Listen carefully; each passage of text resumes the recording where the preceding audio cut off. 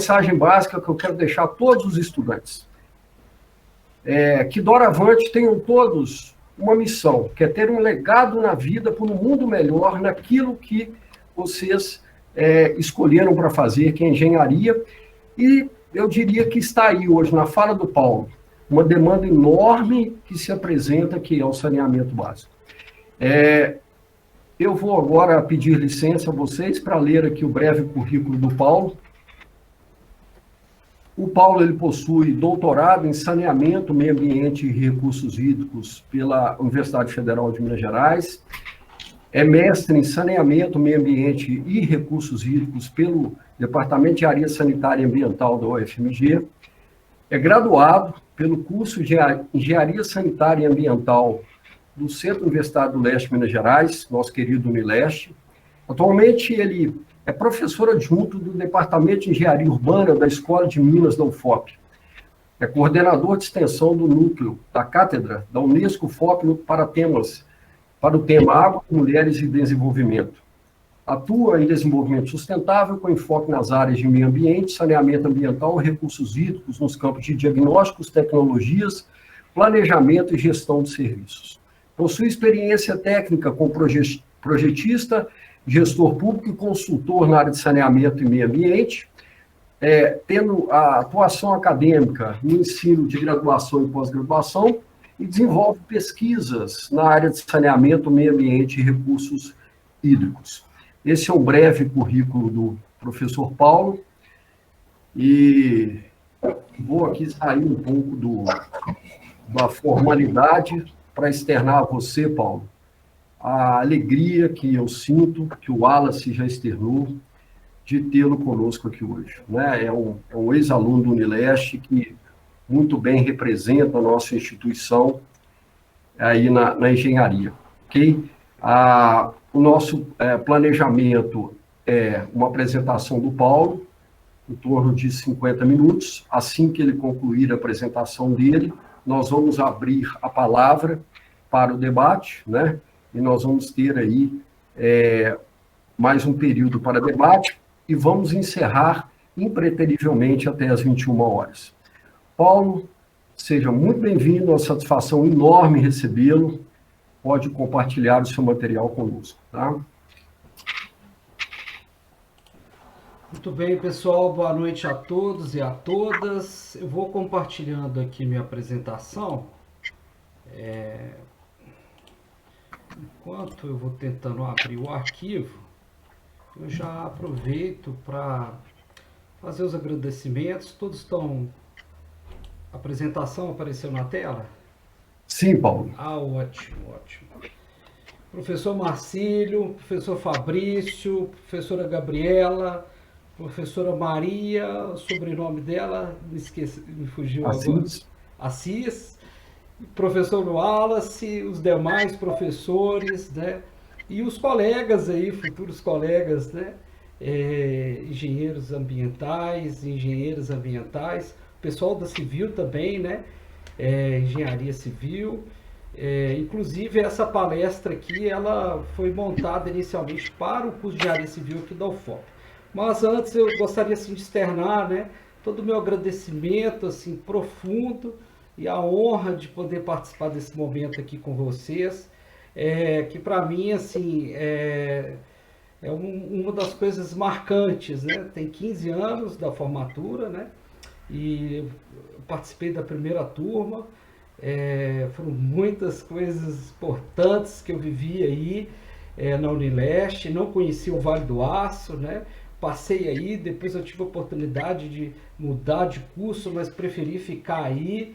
E vou, assim, falar depois de 15 anos de formado, depois de passado algumas experiências, que foi uma das melhores decisões que eu tomei na minha vida, ter acreditado naquela proposta do curso e de todo o ensino com muita qualidade que eu recebi aí na Unileste, onde eu tenho, assim, para toda a minha existência, exemplos como o professor Marcílio, né, o Wallace, e outros mais, professor Milô, professor Rosângela, né, muita gente boa, assim, que com certeza marcou a minha vida, tanto pelo lado profissional quanto pelo lado pessoal, né?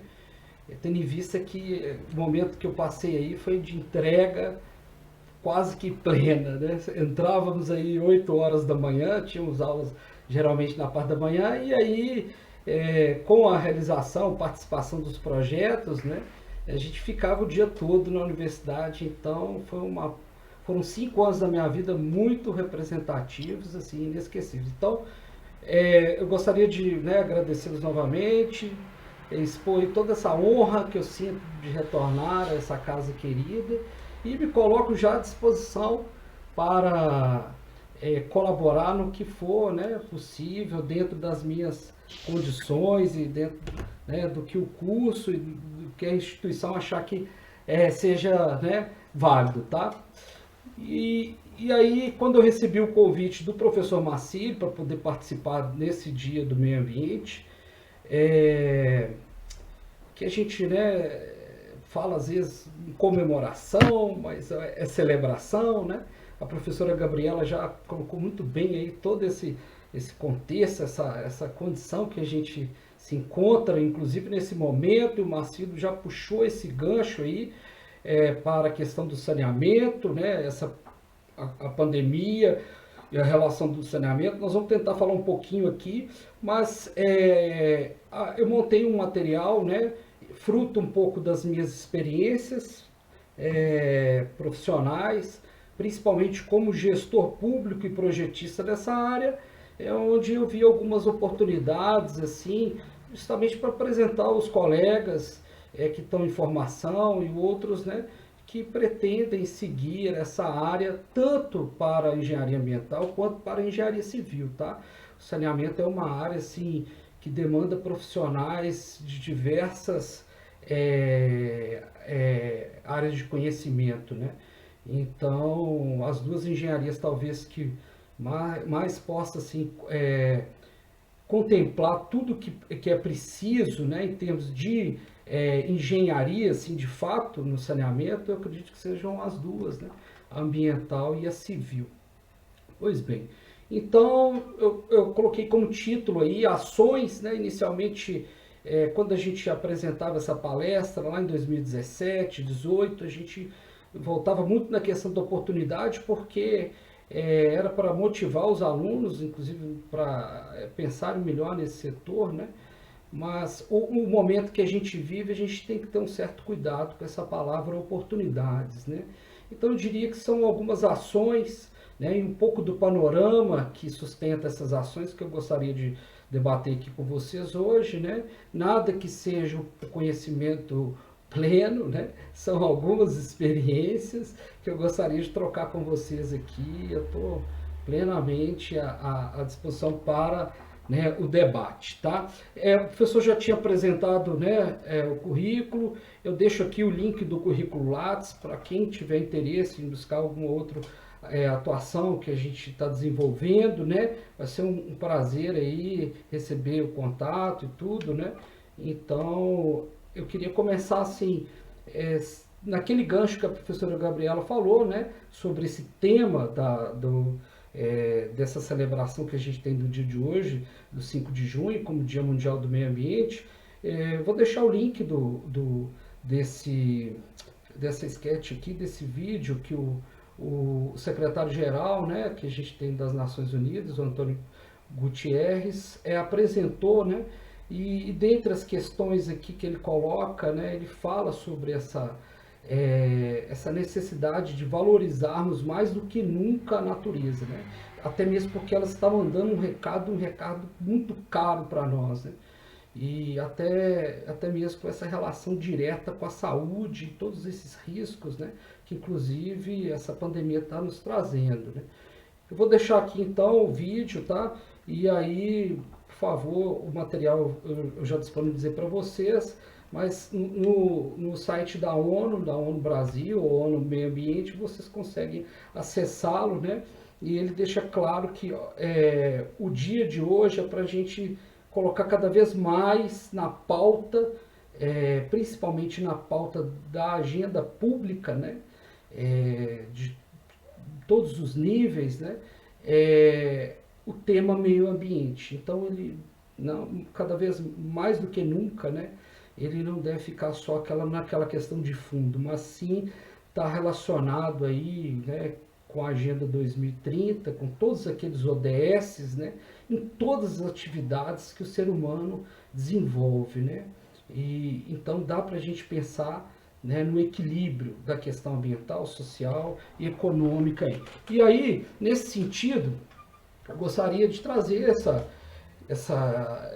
reflexão inicial aqui para a gente compreender um pouco desse momento, né, em termos de meio ambiente, dessa crise global, né, e aí dessa relação com o desenvolvimento e o que a gente está tendo como retorno, resultado disso tudo, né?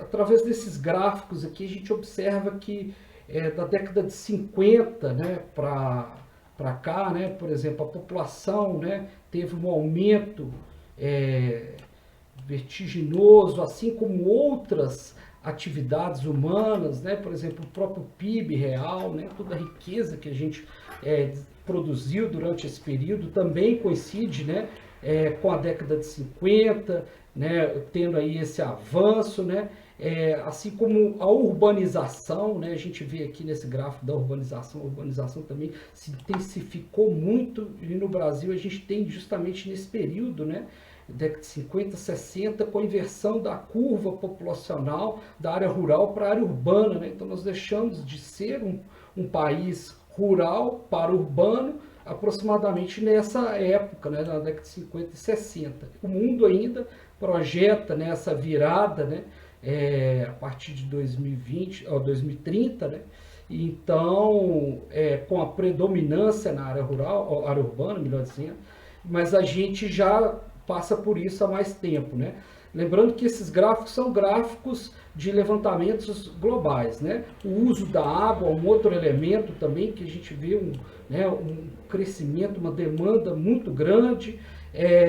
A questão do consumo, por exemplo, com a produção do papel, né? Consumo de fertilizante, esse também é bem importante a gente colocar. O turismo internacional, né? O transporte, as telecomunicações, todas essas atividades, né? Elas geralmente são promovidas na busca disso aqui, né? Na busca da melhor qualidade de vida nossa, que aí nesse gráfico aqui está representado no IDH, né? Eu digo na melhor das vezes, né? Na maioria das vezes, né?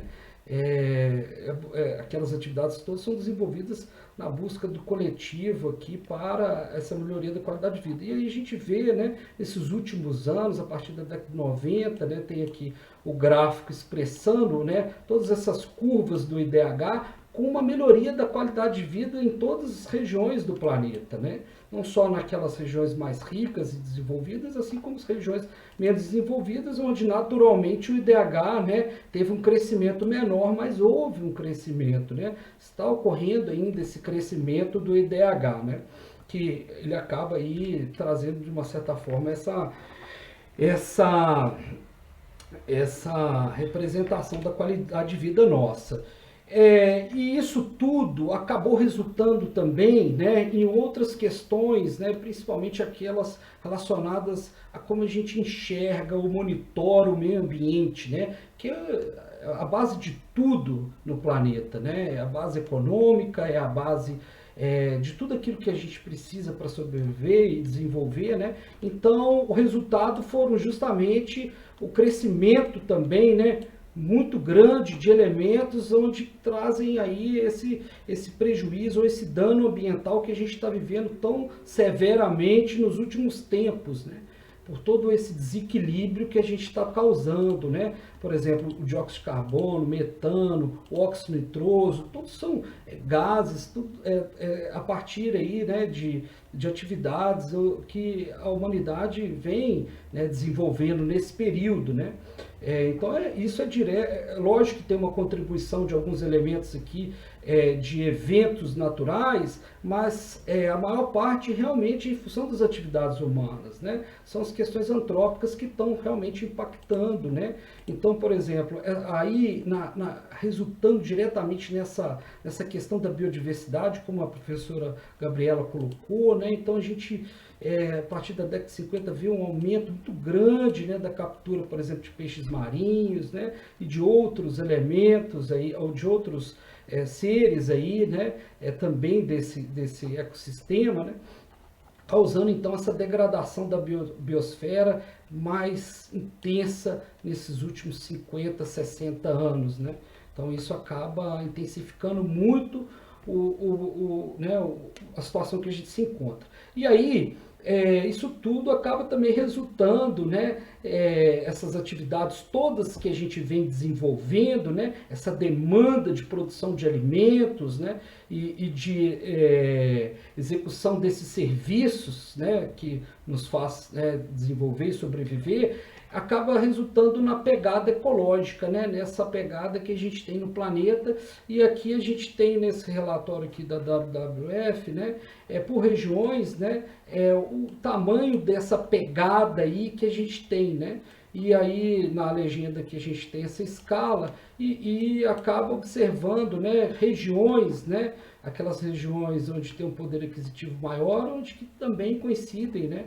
Acaba coincidindo também com essa demanda maior pelos recursos naturais aí representada em área, né? Com exceção, assim, por exemplo, em alguns países onde a gente não tem um desenvolvimento tão forte, mas a questão ambiental lá talvez seja mais frágil e aí uma demanda que seja já causa já um impacto maior no meio. Então, sem abordar muito essa questão nesse momento, e aí a gente trazendo essa realidade toda para a nossa área de atuação, né, a nossa localidade, né, e aí que seriam essas cidades, né, que é justamente o campo nosso de trabalho. Eu gostaria de contextualizar aqui, né, então, aqueles principais problemas que a gente, né, enfrenta como um todo aí nas cidades, no caso, como a ineficiência de segurança pública, essa questão da falta de emprego,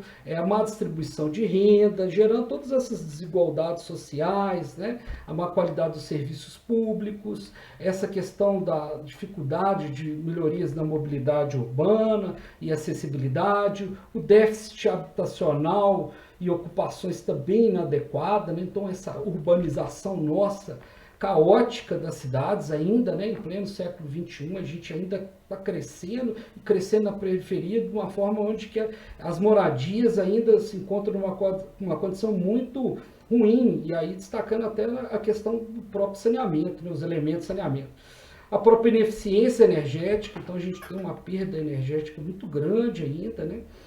E aí eu destaco, né, outros dois elementos aqui, ou problemas, né, que na grande maioria das cidades a gente passa por isso, né, que é a falta de saneamento básico adequado, assim como a questão da poluição, né, ambiental aí, em diversos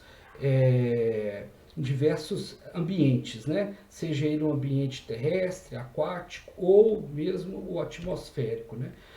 Agora, o saneamento ele tem uma relação e uma interferência muito grande com todas as outras questões que são desenvolvidas na cidade, né? O próprio meio ambiente, a saúde pública, a segurança, a educação. Então, quando o saneamento não funciona, a gente vê aí as cidades, né, debaixo d'água, não pode chover, a gente vê aí rios transbordando, poluição, a gente vê aí lixo para todo lado, e essa questão toda está muito relacionada à forma que a gente lida com o saneamento, né?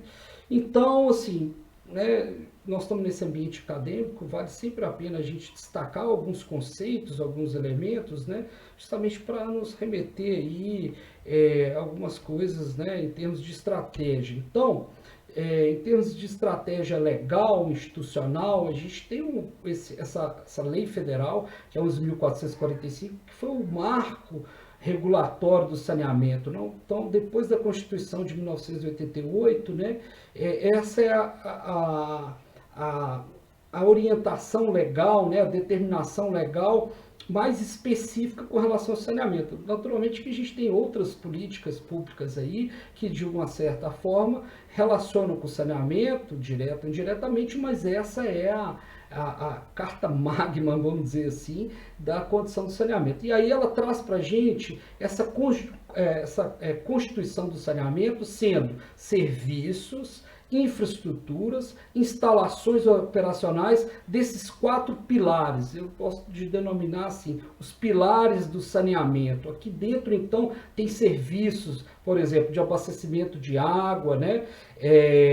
No caso, o esgotamento sanitário, serviços como coleta e tratamento de esgoto. No caso do terceiro pilar, que é a limpeza urbana e manejo dos resíduos sólidos, serviço de coleta, tratamento e reciclagem, né? E aí tem essa infraestrutura toda, assim como tem da drenagem também, né? O serviço da drenagem que a gente oferece nos municípios, qual seria? Vou deixar essa pergunta, então, para vocês responderem no chat, tá? Seria justamente a coleta dessa água de chuva que, né, que verte aí pelas cidades, né, que precipita nas cidades aí, a gente precisa de coletar isso e transportar de forma segura, né, pelo menos assim, né, isso demanda toda uma infraestrutura e instalações para operar esses serviços públicos, tá?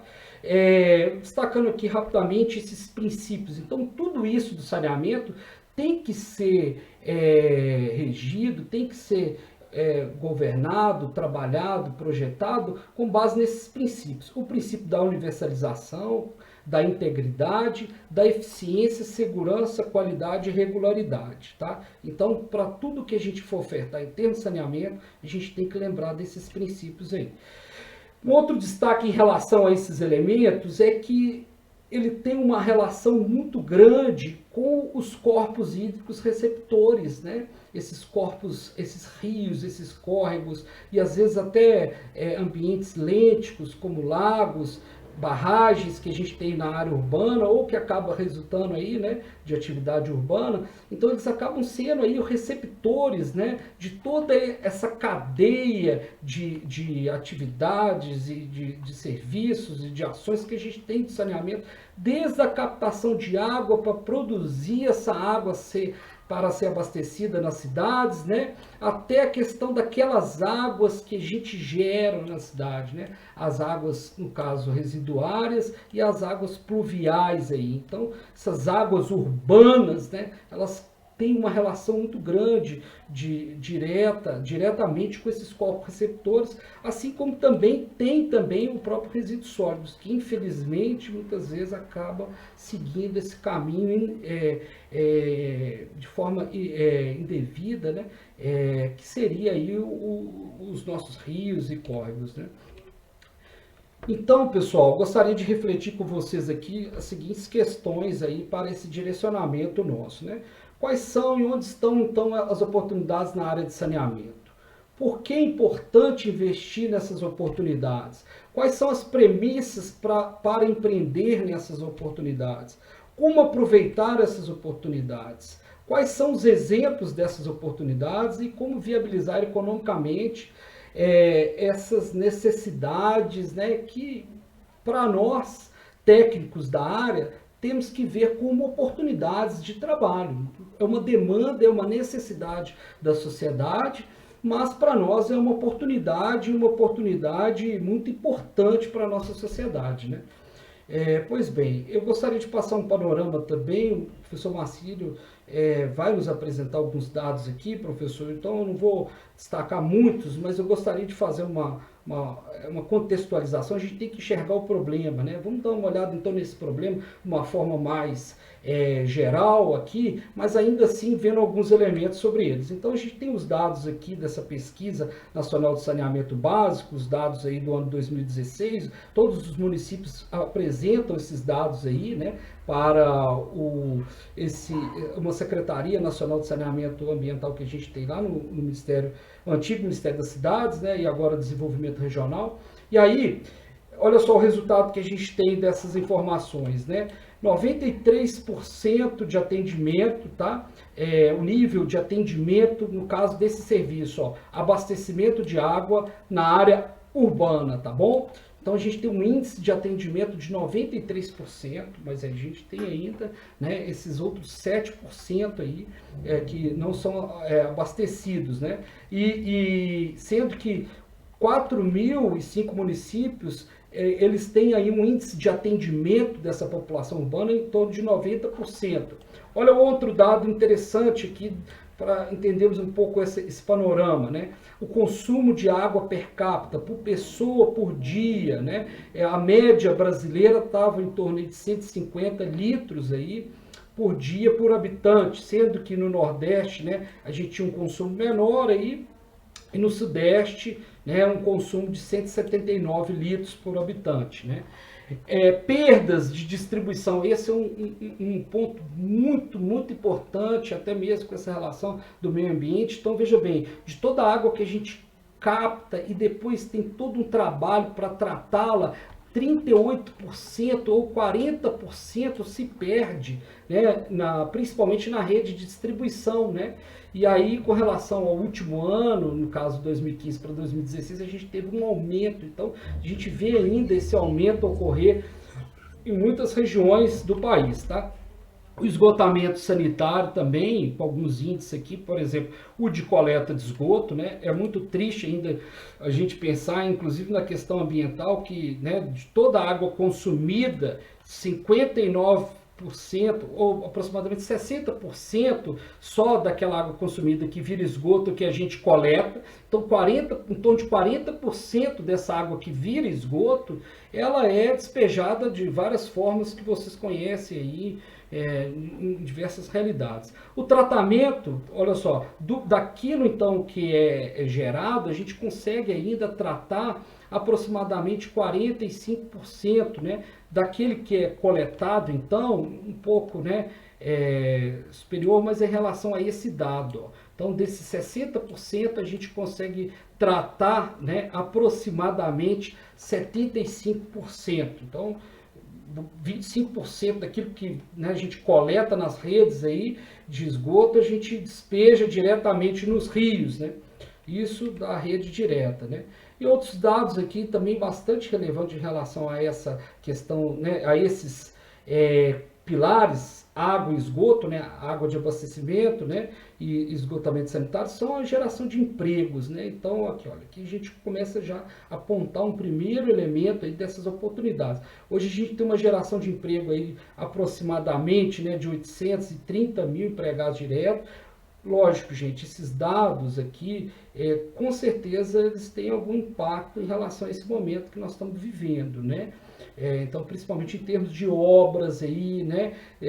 Mas em termos de prestação de serviço, veja bem, nós temos aí aproximadamente 220 mil pessoas, né, ligadas diretamente à prestação de serviço. Então, mais do que nunca, né, isso foi importante aí para a nossa realidade. Não vou entrar em muitos detalhes aqui em relação a essa tabela, mas gostaria só de destacar aqui, né, esses indicadores, né, que é o índice de atendimento da rede, onde eu tinha falado, mas especificamente aqui para a região sudeste, né. Então, na área rural, área urbana, melhor dizendo, aqui na região sudeste, a gente tem, né, uma condição de atendimento de rede de abastecimento de água bem ainda superior à região norte do país, né?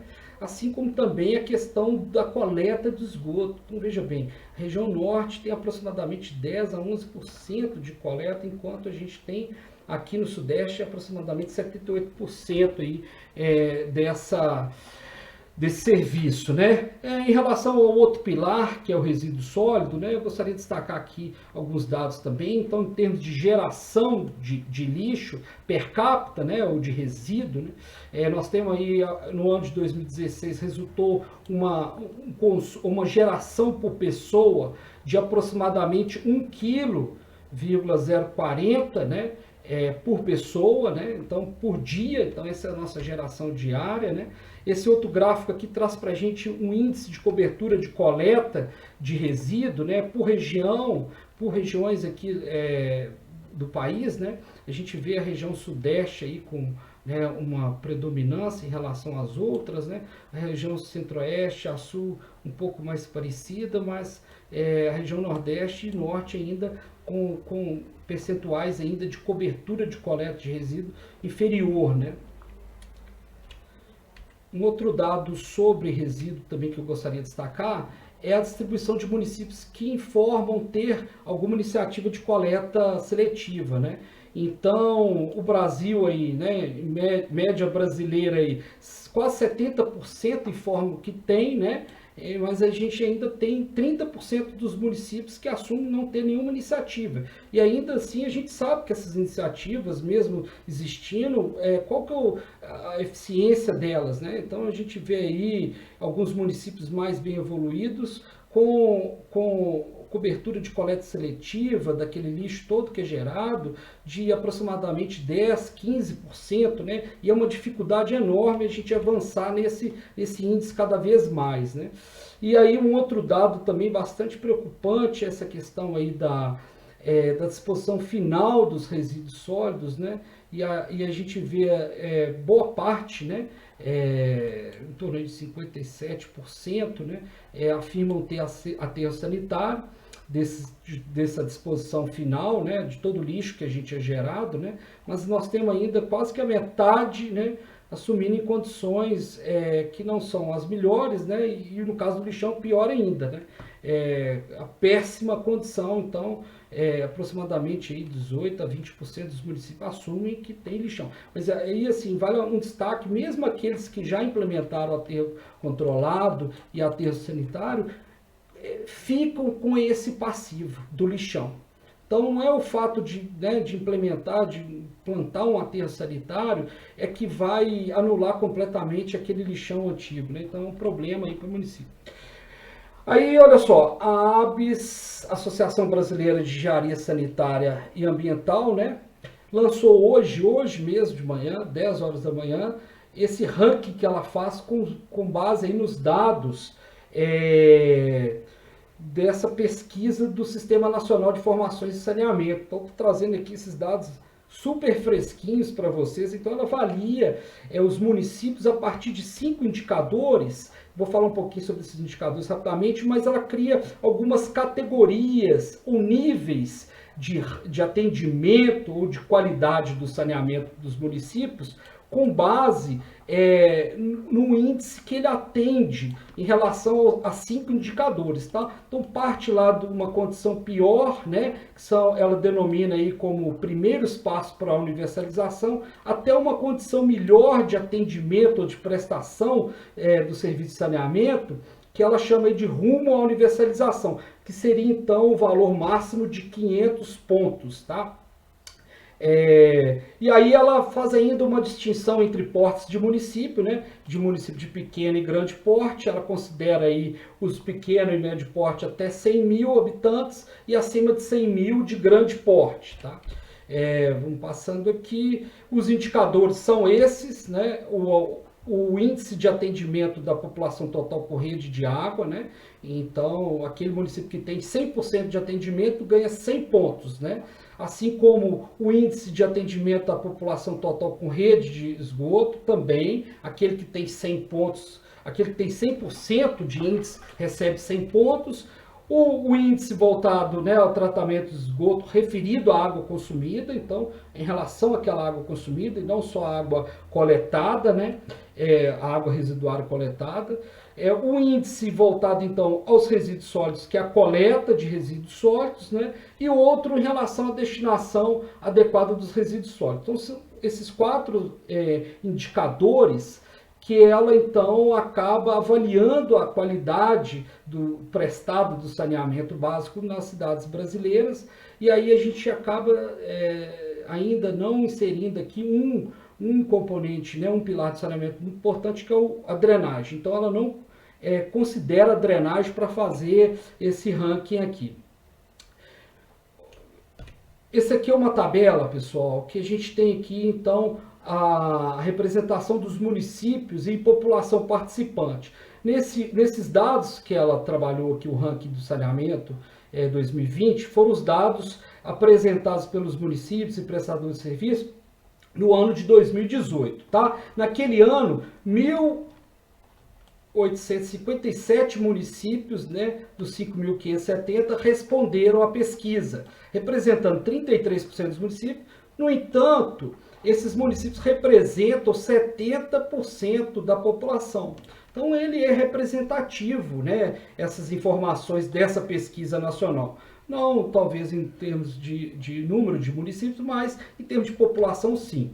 E aí a gente tem lá, né, o resultado, né, dessa pesquisa aí por porte de município, né, onde a gente tem aí a participação, né, desses municípios aí, e, no caso a representação geral do Brasil, que é essa que eu estou apresentando, né, 270 municípios de grande porte e pequeno e médio porte representaram aí 1.587 municípios, tá? Vamos lá, qual que é a situação então desses municípios, com base naquele ranqueamento que ela fez, né, para aqueles 4 níveis aí de qualidade do saneamento, tá? Vamos começar aqui com essa informação, muitas informações, isso aqui a gente poderia, né, levar um dia inteiro tentando interpretar e usar isso tudo, mas eu queria chamar a atenção algumas coisas aqui rapidamente. No caso desse nível de atendimento ou de qualidade de saneamento das cidades, que ela denominou aí de empenho para a universalização, então seria um segundo nível de baixo para cima, né, da nossa escadinha aí, né? E esse dado chama bastante atenção. Então, daqueles 1.857 municípios que responderam, veja bem, 1.298, ou seja, 70% daqueles municípios ainda estão num estágio intermediário a ruim do saneamento, né? Os estágios melhores seriam esses estágios acima aí, mas aí, veja bem, em relação ao porte dos municípios, né, a gente vê que os pequenos e médios municípios, eles representam aí, desse valor, em torno de 60%. Então, a gente vê essa dificuldade, né, de se desenvolver o saneamento em condições com menos recursos financeiros e humanos, tá? A gente avaliando aqui alguns desses indicadores, né, que puxaram, né, então a tabela traz aqueles 5 indicadores para nós, né, para gerar o valor do índice final. Nós vemos aí que a coleta de esgoto, o tratamento de esgoto são aqueles indicadores que mais puxam aí para baixo esse índice aí. Então, daqueles pilares que a gente está avaliando aqui, abastecimento de água, esgoto e resíduo, a situação de esgotamento sanitário ela acaba sendo mais crítica aí, né? E aí a gente vendo aqueles em piores condições, né? A gente tem aí uma representação, desculpa, deixa eu voltar lá, uma representação aí de 12% daqueles municípios, né? Onde tem índices, né, índices médios, olha só, de abastecimento de água, de 53% de atendimento da população, olha só, coleta de esgoto, então 239 municípios que responderam, estão informando que só tem 23% da coleta de esgoto na área urbana. Para onde que vai o esgoto dessas outras 77% da população, né? Então, as situações lamentáveis, olha o lixo, a questão da adequação do resíduo sólido, né? Só quase 6%, né, desses municípios aí tem uma adequação em relação à disposição do resíduo. Então são dados assim muito alarmantes, né? Um outro indicador também que ele avaliou foi nos municípios com planos de saneamento básico. Olha que legal esse dado aqui, né? Então o gráfico apresenta aqui o percentual de municípios, né, que possuem, né, o plano de saneamento. Então, a legenda traz para nós aqui, né, aqueles que têm plano e aqueles que não têm plano, né? Então, na melhor condição, né, que é o rumo à universalização, ou seja, a melhor condição do saneamento para todos, né? Então, todos da cidade têm possibilidade de acesso a esse serviço de saneamento, né? Para os municípios de grande porte, aproximadamente aí 82, 83% tem plano. Olha que interessante. Então, aqueles de menos porte, né, apresentam aí um percentual de 17,5, né, 18 para os pequenos portes, né? E um outro dado interessante que a gente vê é esse aqui, ó.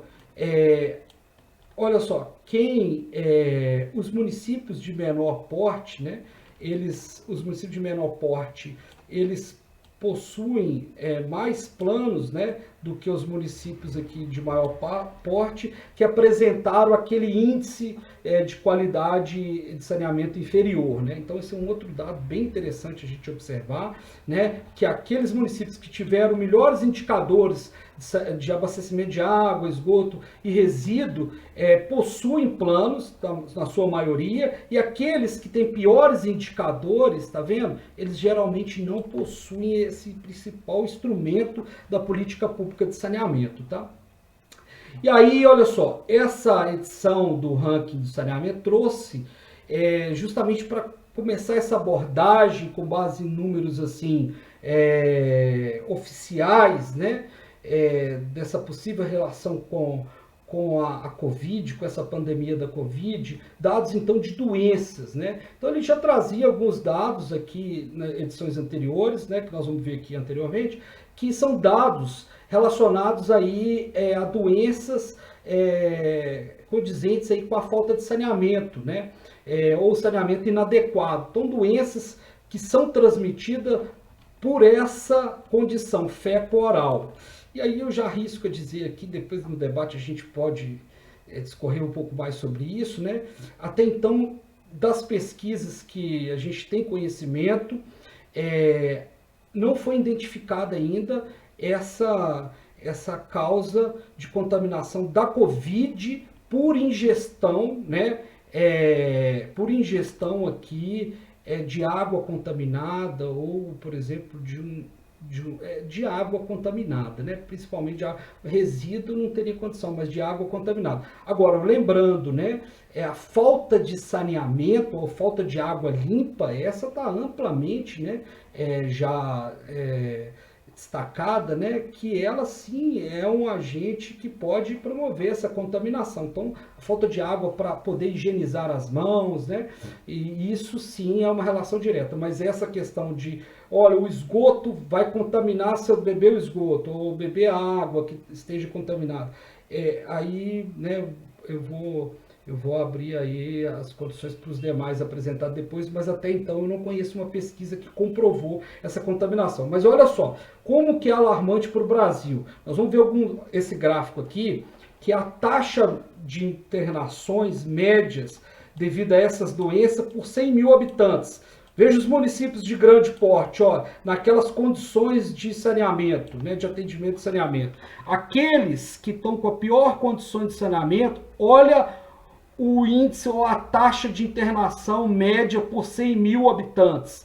Em torno de 110 internações a cada 100 mil internações, né? A cada 100 mil internações, 110 são relacionadas a essas doenças, né, de transmissão feco-oral aí devido à condição inadequada do saneamento. E aí a gente repara muito bem que aqueles municípios que o saneamento, né, a partir do momento que ele vai se adequando, vai melhorando, olha como é que a taxa vai caindo, de 110 para 40, para 31, 24, então uma relação clara e direta com a saúde, com a qualidade de vida das pessoas. E olha a condição dos municípios de pequeno e médio porte, como que a taxa é maior do que aquele de grande porte, devido principalmente às condições, né, para executar esse saneamento, onde a gente tem para aqueles municípios de pior qualidade do saneamento, uma taxa praticamente 2 vezes maior do que aquela taxa encontrada, né, nos municípios de grande porte de menor condição de saneamento. Vamos passando. E aí eu acho que essa tabelinha aqui que ele trouxe é um destaque, né, desse ranking, que aí leva um pouco para a condição de interpretação dessa situação sanitária que a gente vive. É uma tabela onde que traz dados, olha só, da relação entre internações pelas doenças, né, devido à falta de saneamento, né, com relação à condição fecal-oral e os leitos disponíveis por regiões do país.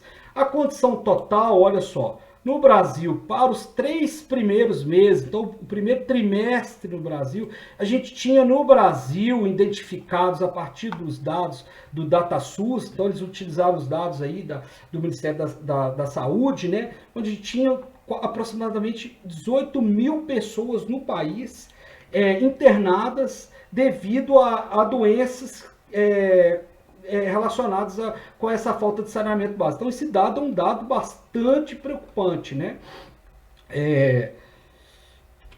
Deixa eu passar mais uma informação.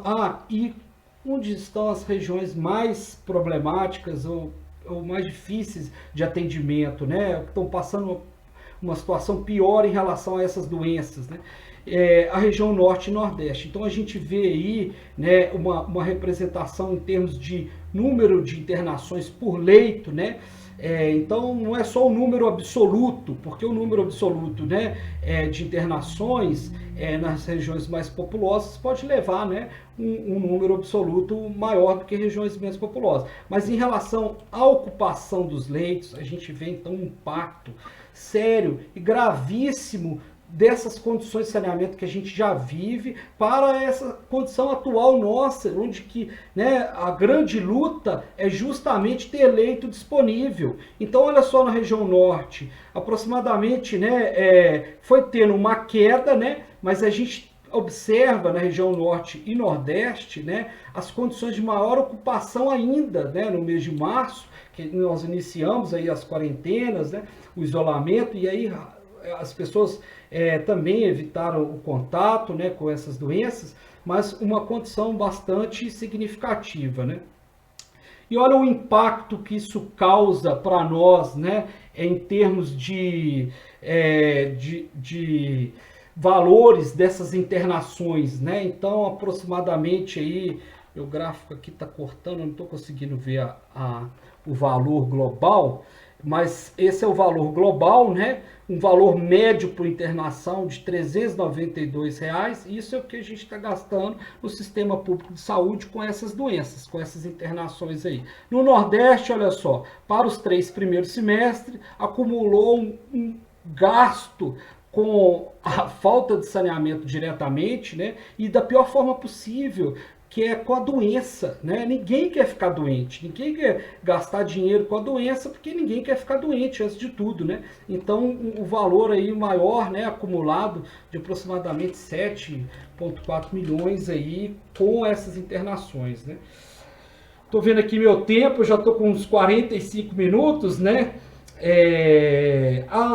Um outro dado também bastante interessante. Paulo, fique à vontade, nós temos um planejamento até às 21 horas, eu acho que são 8h05, acho que dá para você continuar expondo aí, tá? Bom. Na hora que ainda vai sobrar um bom tempo para debate, tá? Viu. Quando você vê aí que tá, né, uns 5 minutos antes, você me avisa, por favor, tá, professor? Fica à vontade. Tá ótimo. Olha só, aí nós vimos bastante dados aí sobre a questão da água, esgoto e resíduo, né? Estou trazendo um dado aqui agora do outro componente que muitas vezes muitos colegas aí costumam denominá-lo de patinho feio do saneamento, que é a drenagem pluvial. Patinho feio justamente porque ninguém quer ele, né? Ninguém gosta dele, mas ele é tão importante, tão significativo para nossas vidas, né? A drenagem pluvial e a gente tem vivido tantas tragédias aí por isso, né? Então, olha só, a partir do ano de 2015, esse Sistema Nacional de Informações começou a coletar dos municípios também informações sobre esse serviço da drenagem pluvial. Então, o primeiro gráfico são dados de 2015, que foi o primeiro relatório que foi apresentado, né? Tivemos aí uma representação de quase 60% dos municípios que apresentaram informações sobre a drenagem pluvial. E olha que interessante, desses municípios que apresentaram, em torno de 60%, né, aproximadamente 54% informaram que a drenagem pluvial, o sistema de drenagem pluvial é exclusivo para a água pluvial. 54%. E olha que os dados mais alarmantes aí para nós, né? Em termos, é lógico que o Brasil tem é um país continental, né?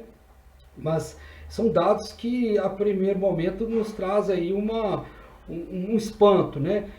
Quase 31% dos municípios informaram, né?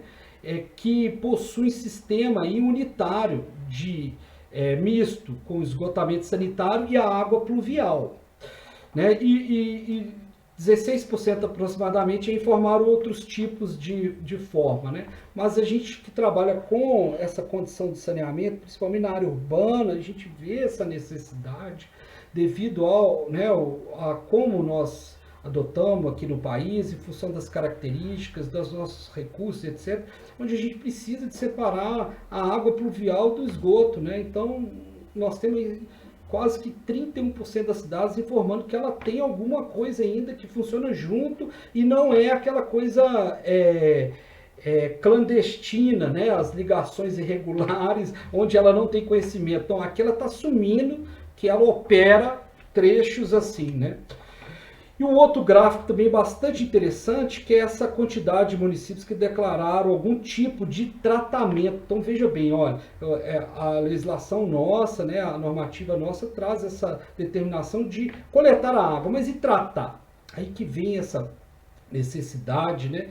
E foi até o meu tema do mestrado, numa outra oportunidade a gente pode falar um pouco mais sobre isso, que é a poluição difusa que as cidades causam para os corpos hídricos, tá? Então, só um minuto, que o meu despertador tocou, Marcelo, do meu horário aqui que eu coloquei de 45 minutos. Então, pouquíssimas cidades no país, né, apresentaram aí, nós estamos vendo nesse gráfico, alguma forma de tratamento, né, ou exclusivo ou unitário, ou conjunto, melhor dizendo, com esgotamento sanitário, né? Então, 59% daqueles municípios só apresentaram alguma forma de tratamento dessa drenagem. A gente vê que perto de todo, né, as cidades que nós temos no país, isso aí é um dado muito pequeno ainda, né? E aí a gente vê no panorama um pouquinho da nossa região, olha só o estado de Minas Gerais, né? Vendo aqui a legenda, né? A condição aqui dos tipos de sistemas de drenagem adotados pelos municípios, né? Aquele exclusivo para drenagem, unitário e outro.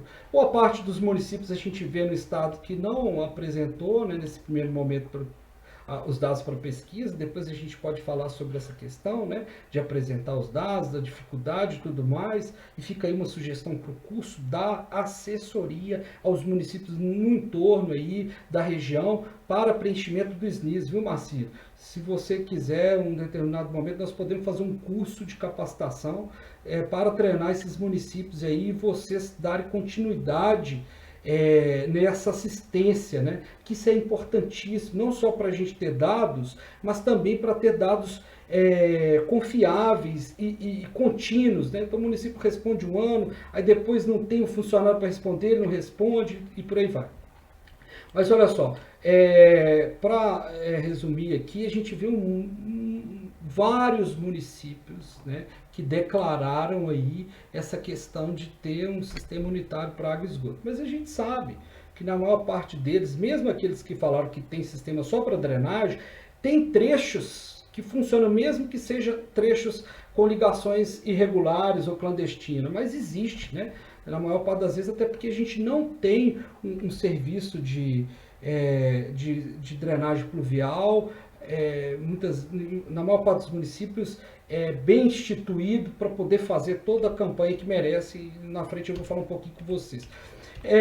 E aí desses desafios todos, desse plano que a gente tem nacional, né, para coordenar aí a condição do saneamento no Brasil, a gente tem essas metas aqui, ou projetou essas metas aqui até para o ano de 2033. Então, nós que trabalhamos com base nessas políticas públicas, né, esse plano nacional nosso fala essas questões, ó. A água tinha que ser universalizada aí ou tem que ser até 2023, né?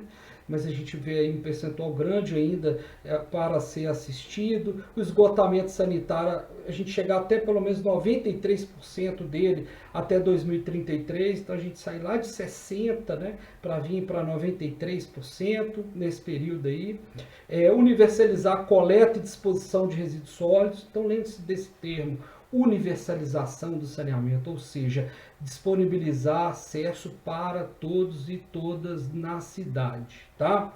E aqui a gente falando da área urbana, né? Mas a área rural também merece ser bastante lembrada, bastante assistida, porque ela é renegada aí sempre, né? Então as condições de saneamento rural são péssimas, né? E isso quando a gente tem ainda serviços que são oferecidos para a área rural, porque muitas vezes não são oferecidos, né? Esse plano projetou então a quantidade de recursos, né? Então esse gráfico mostra para nós aqui a necessidade de investimento que teria que ser feita para atender aquilo tudo que eu mostrei anteriormente, né? Sendo que parte desse dinheiro, olha só, aproximadamente 60% teria que sair do agente federal, né, do governo federal, e os outros 41% do município, de financiamento, de parceria público-privada, né, dessas diversas formas. Então, um valor da ordem de 510 bilhões, né, para resolvermos todas aquelas necessidades aí dos componentes do saneamento básico, tá? É lógico que isso foi um cenário projetado para o ano no ano de 2014, né? E aí levando em considerações algumas questões sobre economia, sobre políticas públicas e tudo mais, né? O desenvolvimento, a continuidade de políticas públicas, que certamente parte desse recurso, né, foi aplicado, mas é uma parte muito pequena, né, talvez em torno de 30 bilhões desses 510, e a gente teria muito que investir ainda, né, para atingir aí aquelas metas até o ano de 2033 aí. Lembrando que o ano passado o Plano SAP também teve uma revisão em função dos cenários. Então, sempre que muda a questão econômica, muda, né, um posicionamento de condição de política pública, esses cenários devem ser reajustados, né? Pois bem, por que é importante então a gente investir no saneamento depois de ver isso tudo aí, esses dados, essa quantidade de dinheiro toda que a gente tem que investir e tudo mais, né? E aí eu lembro, né, do propósito da saúde pública, né? O propósito aí de promoção social, né? Dar aí condições de acessibilidade, cidadania, né? A pessoa ter essa condição de acesso à rede de esgoto, acesso de rede de água, não viver em meio ao lixo, né? Então isso é uma condição social importantíssima que todos merecem, né? O desenvolvimento econômico, nós falamos lá anteriormente quantas pessoas trabalham diretamente, indiretamente, né, como projetista, como empresa que fabrica bloco, fornece areia, fornece produtos lá para o tratamento de água, esgoto. Então tem toda essa cadeia direta e indireta que ela é muito importante para a cadeia de serviços no nosso país, né? Muito, muito importante.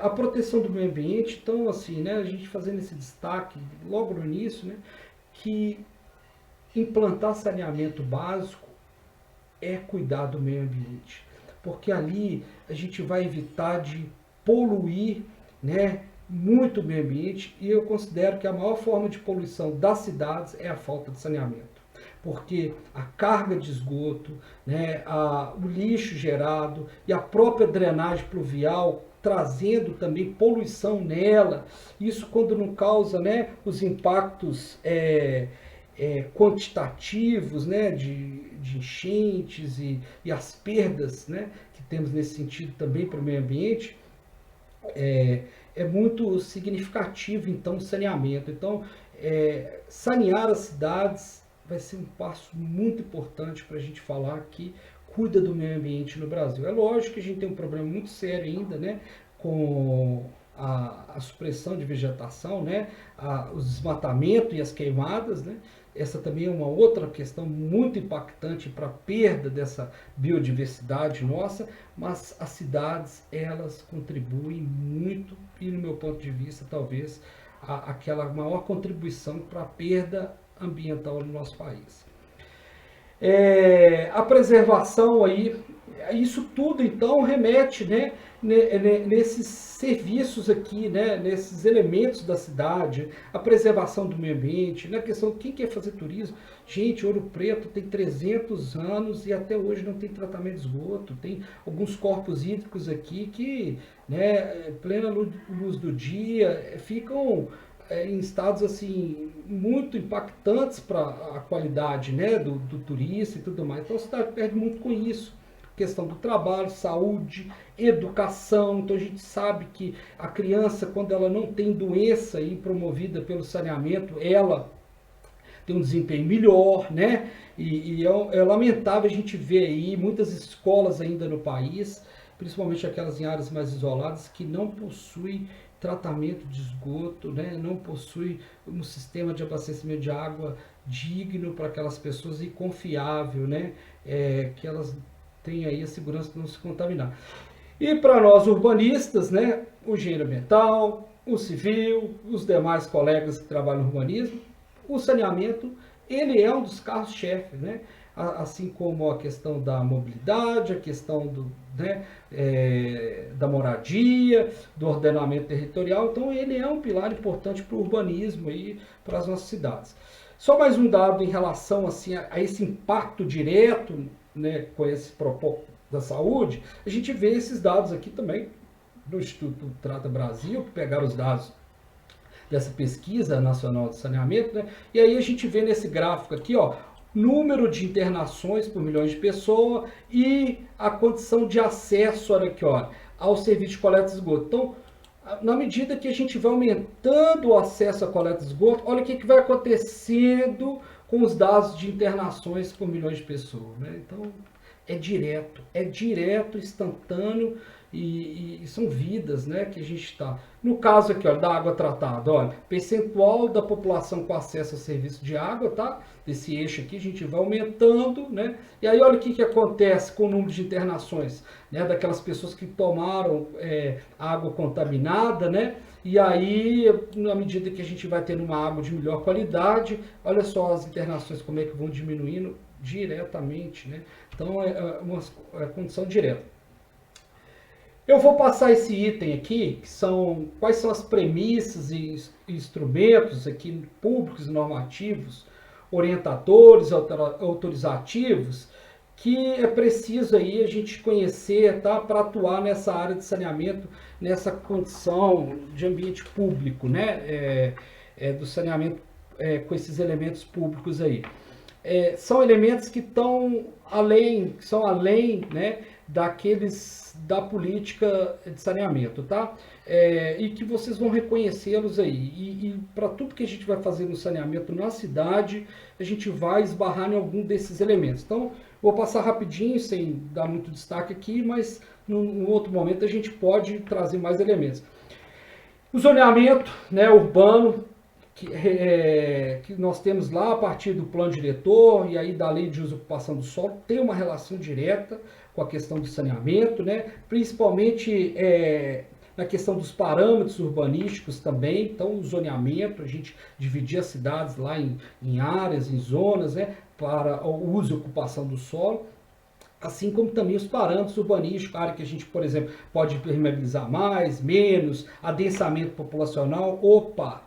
Essa palavra ela é muito importante para o saneamento e ela está sendo um momento de muita dificuldade a gente lidar com essa tal desse adensamento para esse momento, né? Todo mundo está vendo falar aí do coeficiente de isolamento, então quanto menos gente adensada nas ruas, melhor, né? Mas em termos de cidade, até pela uma condição urbanística, a gente precisa deixar a cidade mais compacta, não deixar a cidade com bairros muito distantes e tudo. Isso para o saneamento é uma coisa muito importante. Então, olha, vamos pensar num exemplo assim bem simples. Uma rua que tem lá 100 metros. E se a gente tem uma pessoa, uma casa só no final da rua, E temos que levar rede de água, de esgoto e drenagem para atender essa uma única moradia em 100 metros. E se essa rua tiver 10 moradias? Então ela adensou, né? Passou de 1 para 10 moradias. Isso para nós viabiliza economicamente o serviço. Então a gente tem que sim lembrar da viabilidade social, que ela é essencial, ela é tudo para nós, né? Mas a viabilidade ambiental que a gente falou, né? Não poluir, não degradar, mas também a viabilidade econômica. O serviço ele tem que ser viabilizado economicamente, tá? E aí nesse momento que a gente está vivendo, né? Isso acaba sendo um pouco, né? Às vezes até controverso assim, o adensamento, mas a gente precisa dele para viabilizar algum serviço. Código de posturas, né? Porque ele vai orientar tudo que tem no logrador público, e a maior parte desse saneamento está no logrador. Então quando a gente vai fazer obras, código de obras, então a gente está mexendo com uma obra de uma edificação, precisa de acessar essa infraestrutura de saneamento pública, né? Então a gente precisa de ver esses regulamentos. Então a turma da engenharia civil aí, né, atua muito fortemente nisso. E aí a gente já tem algumas outras orientações que saem desse conjunto de leis, mas para ser orientações mais técnicas de como executar esse serviço, como projetar. E aí a gente tem, por exemplo, né, como o caderno de encargos lá da Sudecap, outros municípios também trazem, né, essa orientação. Aqui para construir uma galeria de água pluvial, construir executar um trecho de rede de esgoto, rede de água, quais são os parâmetros de projeto. Professor Marcílio, vou lembrar de uma expressão que eu jamais vou esquecer. E vou lembrar também que tem mais de 15 anos isso, né? É o famoso número de bolso, né? Que eu lembro muito do Marcílio falar com a gente, né? A gente tem que ter um número de bolso, né? Para nos ajudar aqui no dimensionamento dessas estruturas. Então, os números de bolso aí que o Marcílio trazia muitas vezes, né? Estão aí também nessas orientações técnicas, assim, por exemplo, que a Copasa tem, né? Quando a gente vai executar lá um trecho por exemplo, de rede de água, um loteamento, a própria Funasa, quando a gente tem recurso da Funasa, quando vai montar um plano de resíduos sólidos, né? Já estamos encerrando? Paulo, com licença.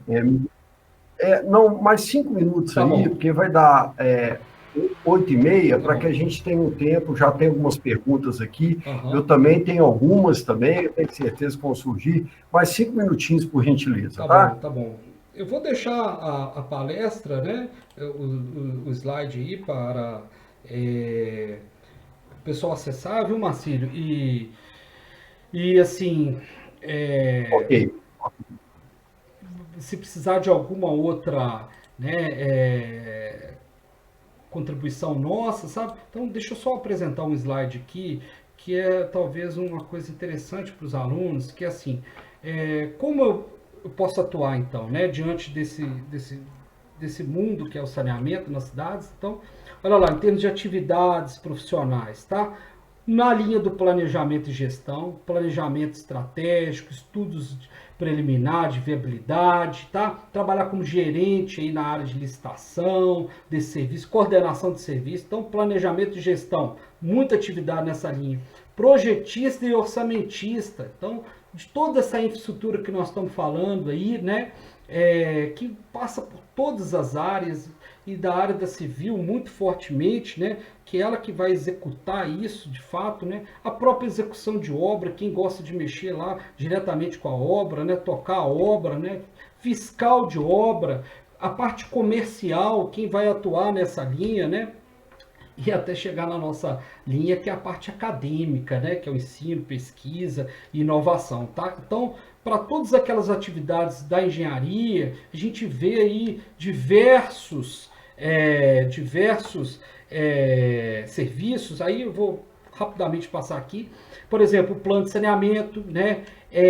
Elaboração de redes de abastecimento de água, e hoje em dia a gente tem aí isso assistido através de programas como o EPANET. Então, vocês vão ver em cima aí, né, algumas informações relacionadas a algumas áreas nossa de formação que estão diretamente ligadas a esses elementos, a esse serviço ou essa infraestrutura, né? O projeto de barragens, adutoras, estações de tratamento de água, e aí na parte de esgotamento sanitário, da rede de coleta de esgoto, estações elevatórias, estações de esgoto, né, de tratamento de esgoto. Então, para todas aquelas atividades antes, esse componente aqui cabe aquilo tudo, né?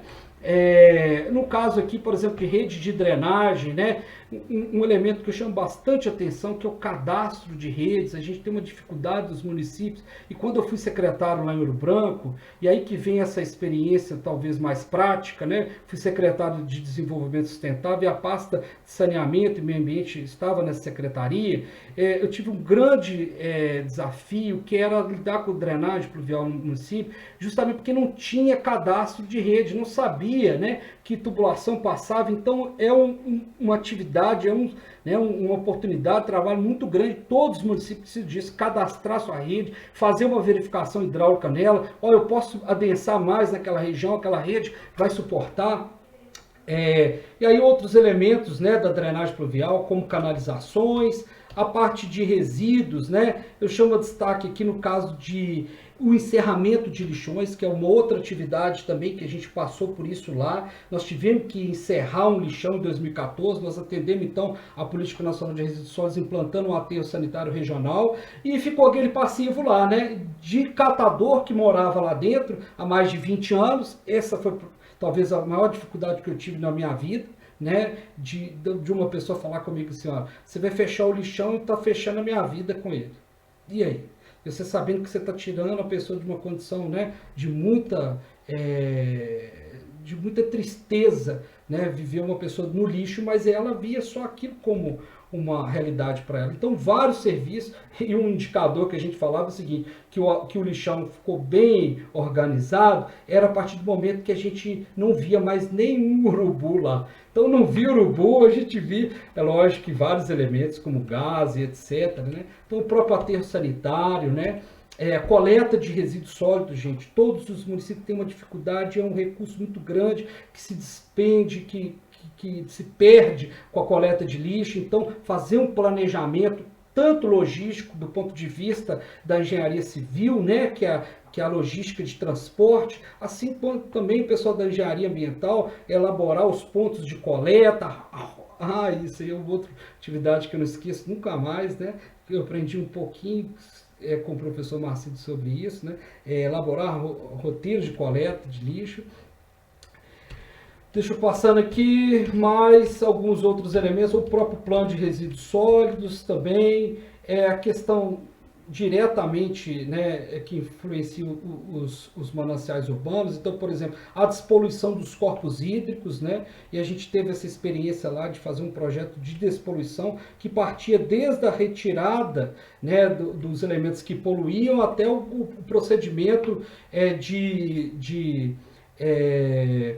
limpar ele diretamente, né? Então, rede de esgoto que foi retirada. Um outro elemento, para encerrar aqui em termos de atividade, é a drenagem pluvial, o problema que ela causa, praticamente todos os municípios têm, que são as erosões urbanas. É um negócio que uma manilha, às vezes, com uma manutenção da ordem, uma manilha, né, de 600 milímetros, talvez esteja aí na faixa de uns R$1.000, mais manutenção e tal, coisa da ordem de 3 mil pode avolumar a quase R$1 milhão, por exemplo, como essa erosão que tinha lá na cidade, né, e que foi motivada em função da de um problema na rede de drenagem pluvial, né?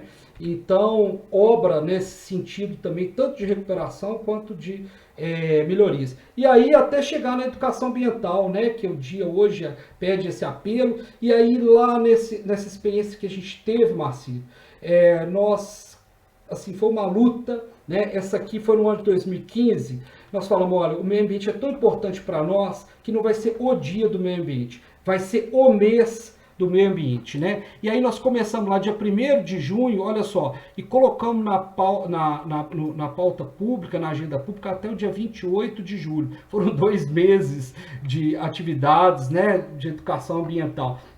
E no último ano a gente já diminuiu um pouco o ritmo, mas mesmo assim foi um mês, né, de programação e aí a gente conseguia colocar. Olha só, eu tenho como sugestão para vocês, a maior parte desses trabalhos a gente desenvolveu lá com o pessoal da Engenharia Civil da UFCJ, que é um campus que ela tem lá em Ouro Branco, e aí a minha sugestão para vocês é essa. Crie um escritório de projetos aí nessa área de saneamento, incluindo o curso de engenharia ambiental, engenharia civil, né, para assistir essas cidades do entorno, tá? Seja então um empreendedor por essa oportunidade, por ter esse mundo de trabalho a ser feito. E aí eu queria só encerrar com essa lembrança maravilhosa que eu tenho daí, onde que e quando tudo começou, tá? Então a minha casa, como eu falei, de 2000 e 2005 foi aí, né?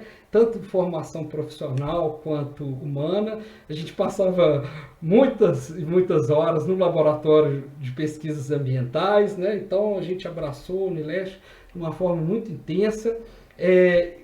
Ajudamos aí a construir o centro acadêmico, né? Então nós participamos aí, eu fui coordenador e fundador do centro acadêmico do curso, nós criamos ele em 2004, tal informativo, aí tinha até um balanço da gestão lá, né? Várias coisas legais, assim, desde campeonato de futebol aí na Unileste, nós ganhamos pela primeira vez, né? Fomos vice-campeões aí do torneio mineiro, tá? De universidades de salão. E isso além de poder levar para o curso e para o Unileste esse evento fantástico, foi o terceiro encontro nacional dos estudantes de engenharia ambiental. Então foi uma aventura imensa trazer o Brasil inteiro durante esse período de 15 a 19 de maio de 2005 para enxergar aí a nossa realidade. E nós tivemos quase 700 participantes de cursos de todos os estados que tinham engenharia ambiental. E a saga para levar esse evento aí começou com a gente saindo de um ônibus aí da Unileste para Palmas do Tocantins, no segundo ANEAMB, para levar nossa proposta e aí então ser realizada aí na Unileste. Foi uma coisa maravilhosa e eu só tenho que agradecer, tá, a todos vocês aí da Unileste, essa instituição que com certeza ajudou a formar um cidadão. Muito obrigado a todos aí, à tua disposição. Paulo, muitíssimo obrigado, né? Eu gostaria de estar aí ao seu lado para lhe dar um abraço, mas deixo aqui, de uma outra forma, toda a minha admiração, a minha gratidão. Falo com certeza em nome do Unileste aqui, sobretudo essa demonstração clara, né, do seu carinho com o Unileste, de reconhecimento, e saiba que ele é recíproco, né? A gente também tem ótimas lembranças a seu respeito. Nós já temos aqui algumas perguntas que eu gostaria de colocar, tenho algumas também, né?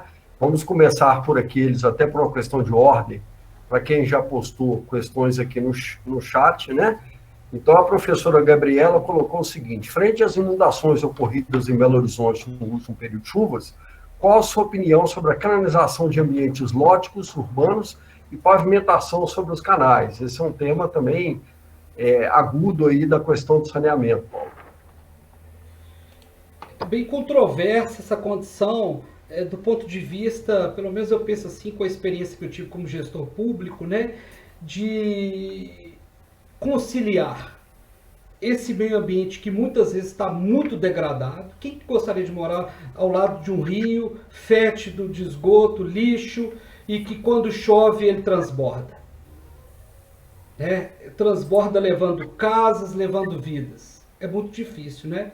A ideia é a gente despoluir esses ambientes e torná-los cada vez mais naturais, né? Até por uma questão de hidráulica fluvial, a gente sabe, né, que a partir do momento que a gente faz aquela danada da retificação do canal, então a gente tira aquelas curvas todas que o rio tem, né, que a natureza levou anos e anos para fazer, e deixa ele de uma forma reta, né, retificando, que aí é o conceito higienista do saneamento, um conceito importante do urbanismo das nossas cidades, que vem lá da década de 40, 50, né? O Marcílio aí deve lembrar bem dessa questão desses primeiros planos urbanísticos, né? Estou falando que eu sei dessa época não, viu, Marcílio? Mas assim, o que é os planos, né? os primeiros planos, né, de diretores, né, urbanísticos, né, Saturnino de Brito, a gente lembra dessa turma toda, né, onde trazia essa necessidade de tirar essa sujeira toda que a cidade gerava o mais rápido possível. E aí causou esse impacto enorme nos nossos corpos hídricos, que além de tirar essa condição hidráulica do rio, de amortecer a água, que são essas curvas, a gente fechou os rios ainda, né? Os Boulevard, por exemplo, Boulevard Arrudas, né? Quem é de fora, você leva para ver o Boulevard Arrudas debaixo do asfalto, é uma coisa bastante complexa. Então, assim, como ambientalista, eu sou radicalmente contra, né, a gente retificar, canalizar fechado, mas a gente tem que ver que condições que aquilo está também. E aí eu coloco uma referência legal dessa busca de um projeto melhor para aquela situação, o projeto Drenubis, né, que eu tive a oportunidade de conhecer um pouquinho na época que eu estive na UFMG, e aí eu fui pesquisador lá da Unesco, junto com a UNEP-PDD da SUDECAP, que lidava com esse projeto. Então a gente ajudou a trabalhar, eu participei de um período de quase 2 anos ali com eles, nessa busca aí dos projetos de revitalização de fundo de vale que envolve nisso. Então, eu não sei se, né, a minha resposta... A sua resposta foi ótima, a despeito de você fazer menção de um plano de 1940 em minha pessoa, mas está preservada a nossa boa relação. Tem uma outra pergunta aqui, que é de um aluno da Engenharia Civil, o João Vitor Fernandes, ele pergunta o seguinte a você: qual dica você me daria para um recém-formado trabalhar nessa área? Como entrar nesse mercado? Eu acho que o final da sua apresentação foi nesse sentido. Ele fez essa pergunta às 20h18, você não havia ainda entrado naquela temática, mas eu acho que vale a pena um reforço da sua parte aí, Paulo. Então, parte primeiramente, eu entendo, com a formação profissional nossa, né? Aí, ali naquele material que eu apresentei, vocês vão ver algumas áreas de atuação, de formação nossa, melhor dizendo, em termos de conteúdo, que nos ajuda a habilitar a atuar em alguma daquelas atividades. Habilitar, por exemplo, no projeto, habilitar, por exemplo, a gerir, habilitar, por exemplo, a operar uma estação de tratamento de esgoto, né? Eu aprendi inicialmente aí alguns elementos com o professor Marcílio, lá na disciplina de tratamento de esgotos, né? Não foi em 1950, né? Mas com certeza. Então, assim, o primeiro passo é esse, gente. Aí, a gente compreender bem as habilidades que nós adquirimos e aí elas vão nos sustentar em termos de atribuições profissionais. E como que entra no mercado, né? Eu já dei uma dica para vocês. Busquem desde já, né, na academia, enquanto estudantes, fazer esse elo com a vida real lá fora. E aí os projetos de extensão, eles são a chave para poder antecipar, né, ou minimizar esse obstáculo depois, que qual que é a sua experiência profissional? Né? Esse é um grande desafio na hora que a gente vai entrar no mercado. A gente não tem uma experiência prática, então fica difícil mesmo. Então eu acredito muito nessa condição do projeto de extensão, sabe? Até porque os municípios todos precisam, desde fazer um cadastro de uma rede de drenagem, até ajudar o SNIS, Marcelo. Então, né? Assim, opa, pode falar. Eu não posso deixar de fazer um link com a sua fala. Eu acho que você foi muito feliz aí e fazendo essa conexão com a vida profissional. Talvez a porta de entrada para o mercado realmente seja essa, já começa ali na sua atividade acadêmica, em projetos de extensão, né? E aí que você começa a romper os muros da instituição, mas eu queria, inclusive, lhe dar conhecimento, né? Um projeto novo, e aproveitar até para divulgar nós estamos aqui com quase 100 alunos acompanhando a sua apresentação, lhe dizer que nós temos um projeto hoje em curso, foi implantado recentemente, que é o Unilab, é um laboratório de inovações do Unileste, que tem como fulcro prestar serviço à comunidade. Então, nós estamos no nosso site com um sistema aberto que recebe demandas da população, da região de entorno, onde nós atuamos. São problemas reais, né? Aceitamos problemas das diversas áreas, inclusive de saneamento e meio ambiente. Esses problemas são cadastrados numa plataforma do Unilab. Depois, se tiver curiosidade, você dá uma olhadinha no nosso site. Isso vai para uma equipe de gestão, chega às coordenações e aos professores, e aí os cursos vão criar. Podemos trabalhar com isso, isso é trabalhado dentro das disciplinas, seja como projeto de integrador, que integra as disciplinas do período do curso, seja como TCC do curso, que hoje é mais um link desse que você está dizendo, para além dos projetos de extensão, do aluno com o mercado de trabalho. Tem mais uma aqui, uma outra questão, é um aluno também da Engenharia Civil, é o Eliel Teixeira, ele pergunta qual é a sua opinião sobre a aplicação de pavimentação asfáltica dos pisos intertravados no escoamento das águas pluviais. Assim, rapidamente em relação ao anterior, eu parabenizo vocês aí, tá? Por essa iniciativa, a Unileste sempre mostrando cidadã, né? Aí com a comunidade participativa, então todos os projetos que eu, né, vi sendo realizados na época que eu estive aí como aluno, eu vi essa preocupação da instituição, então reforça aí, né, toda essa minha admiração por isso aí, desses que completou 50 anos no ano passado, né? A Unileste também é 50. Então, Marcílio, só queria destacar mais uma coisa que eu usava também como estratégia, aí como aluno. Todas as férias, e aí você vai lembrar, a gente sempre recorria, Marcílio, arruma um estágio para mim, né? Então, todas essas férias que eu tive, eu busquei fazer estágio de férias, e nunca me preocupei inicialmente com a remuneração do estágio, sabe? Eu preocupava sim em aprender, conhecer, e porque aí quando eu formei, sabe o que eu falava nas primeiras entrevistas? Qual experiência você tem? Ora, eu tenho 5 anos de experiência, olha o meu currículo aqui. Ao longo da graduação, eu desenvolvi todos esses trabalhos, né? Eu me arriscava a falar isso. Então, só mais uma dica, busquem fazer estágios, procure as prefeituras, as empresas, e o ideal é a gente diversificar. Vai no setor público, vai no setor privado, na academia, né? Eu já antecipo, quem quiser fazer um estágio de férias com a gente aqui na UFOP, nos projetos que a gente desenvolve, está aberta a oportunidade, tá? Mas aí voltando lá na questão da pavimentação, em termos de impacto ambiental, assim, a minha sensação como gestor público, na época, eu assumi no final do mandato, Marcelo, foram 4 anos que eu envelheci 10 anos. Eu fui o único secretário que entrou com o prefeito e terminou. E aí ela me deu a missão de assumir mais 2 secretarias no final do mandato, que era a Secretaria de Obras, último ano de mandato de um prefeito. E ele quer fazer todas as obras que estavam agarradas.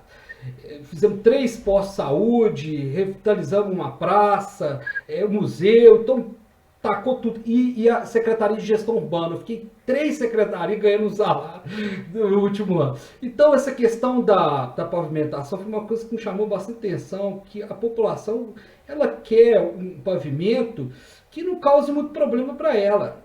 Então ela não está muito preocupada com a questão ambiental não. Então a gente tem que considerar isso, sabe? Então, por exemplo, aqui em Ouro Preto mesmo essa semana nós estamos passando, né, uma situação onde foi noticiado até na mídia, é que um trecho aqui dentro do perímetro tombado pelo Patrimônio Mundial está sendo asfaltado, olha só. E aí foi aprovado inclusive pelo IPHAN, era aquele calçamento pé de moleque, sabe? E agora eles estão jogando asfalto por cima e o IPHAN, inclusive, autorizou. Mas alguns moradores na região constando que ali eram sítios importantes, históricos, até arqueológicos e tudo mais. Então, a população, geralmente, ela sempre visa uma melhor forma de se locomover e o asfalto é aquilo que ela tem conhecimento que às vezes mais vai naquele encontro que ela busca. Mas, termos ambientais, a gente sabe que tem pavimentos que são, né, mais apropriados para minimizar impactos, como por exemplo no caso de enchentes, alagamentos, que são os pavimentos porosos. Eu não vi tanta diferença quando passa-se muito tempo em termos de volume de água a ser drenado, porque a ideia do pavimento ele ser poroso, ele permeável, é não ter água lá na superfície. que é o problema, onde está se locomovendo as pessoas, né? Então, assim, o intertravado, eu tenho a sensação que a partir de um determinado momento, ele vai ali acumulando muito material, né, ao longo do tempo naquelas interseções ali entre uma peça e outra, que vai impermeabilizando muito aquele possível espaço de filtração da água. E aí eu já vi alguns estudos mostrando que o coeficiente de permeabilidade, ele chega quase que o mesmo que o asfalto. Assim, tem um elemento histórico, como eu disse agora, né, que é importante a gente destacar, mas quanto ao elemento ambiental, se a gente tem algum problema, por exemplo, com a falta de componentes da drenagem, onde leva aquele local a ter alagamentos, inundações, aí a questão é pensar num pavimento melhor, né, com um pavimento poroso, pavimento permeável, né, propício para aquilo, tá? Ô Paulo, tem aqui também uma pergunta da Regina Rocha de Oliveira. No Brasil, ela faz uma contextualização interessante. No Brasil, um em cada 1.000 brasileiros são catadores e cerca de 75% de todo o resíduo sólido urbano no país é destinado a lixões. Os incineradores podem ser uma alternativa de redução de todos esses resíduos, mas necessitam de um elevado investimento. O senhor acredita que os incineradores sejam uma alternativa eficiente, desde que monitorados para todo o lixo, né? Quer dizer, usar a incineração como a nossa principal solução para a destinação final dos resíduos sólidos urbanos? Então, vou lembrar de outra coisa lá, né? Dos ensinamentos do professor Marcílio na disciplina Resíduos Sólidos Industriais. Né, foi feita até uma visita técnica, né? Foi na Serquip ou na Oxigás? Não lembro qual das... Serquip, né? Lá em Belo Horizonte, né? Lembrando que ela trabalhava com resíduos perigosos, né, professor? Então tem alguns resíduos sim que a gente tem que ter um cuidado. Eu tive a oportunidade no início da minha carreira de trabalhar muito com o plano de resíduo de serviço de saúde. Então o resíduo que sai do hospital, sai desses atendimentos de saúde pública, ele tem um risco biológico químico muito grande. E aí, como os municípios não têm um aterro muito adequado, se utilizou e utiliza muito ainda o incinerador. Mas veja bem, uma campanha até mesmo para a gente implementar lá em Ouro Branco, que foi onde eu tive essa experiência como gestor público, a coleta seletiva porta a porta. Então nós implementamos em todos os bairros, num dia da semana não coletava lixo comum, só reciclável. E nós treinamos o coletor para ele deixar o lixo lá. E foi amplamente divulgado. Aí o que nós... um dos instrumentos para sensibilizar a população. Olha, gente, o custo total para gerirmos aí 1 tonelada de lixo, que vai desde a coleta, limpeza, até o tratamento, né, disposição final, ficava em torno de R$ 500. Aí eu falava, a gente colocou isso na campanha, né, que toda vez que a gente levava 1 tonelada de lixo para o aterro sanitário, ou seja, para ser enterrado debaixo da terra lá, a gente jogaria uma notinha de R$ 500 junto. E nós sabemos que o resíduo, ele é matéria-prima para muitas coisas, né? Só de reciclável aí a gente tem um percentual, mais de 60% pode ser reciclável.